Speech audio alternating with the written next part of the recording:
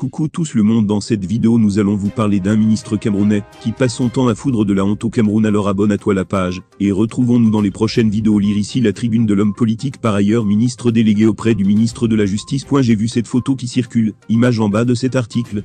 L'auteur ne sait pas que la Corée du Sud a été plus pauvre que le Cameroun, mais que grâce aux dynamiques de ses populations, elle s'est relevée de ses cendres. L'auteur de ce montage n'est pas au Cameroun pour construire son pays.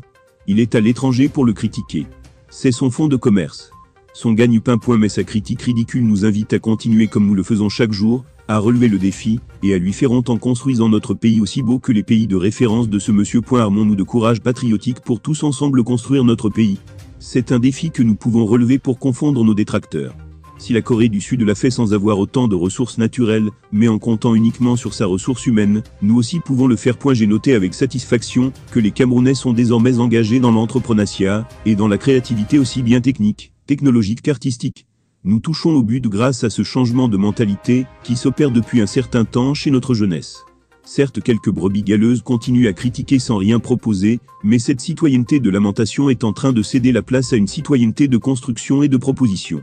C'est le début du développement qui commence dans la tête, dans nos cerveaux, et qui nous assure des lendemains meilleurs. C'est le lieu de féliciter tous ceux qui ont compris que chacun doit faire ses efforts pour la construction de son pays, et non pour sa destruction. La Cantot Énergie, que nous avons organisée avec un succès mondial retentissant, a permis aussi de toucher du doigt une mobilisation patriotique sans précédent, pour soutenir notre pays dans la compétition mondiale, dans laquelle nous sommes engagés. Il n'y avait plus d'opposants, ni de sardinards, ni de tontinards, il n'y avait que des Camerounais unis pour la cause nationale. Quelques éléments perturbateurs vont essayer de temps en temps de nous désunir, mais nous devons, et nous allons fermer nos oreilles à ces discours qui démobilisent, et nous engager à construire notre pays, pour prendre la première place, que le destin a réservé à notre pays. Ce pays est béni de Dieu, et c'est un pays continent, qui a tout plus que tous les autres pays dans ce monde. Si sa population se met ensemble à nouveau, comme pendant la CAN, nous allons vers un destin fabuleux. Mettons-nous au travail, et à nous la victoire. Vive le Cameroun!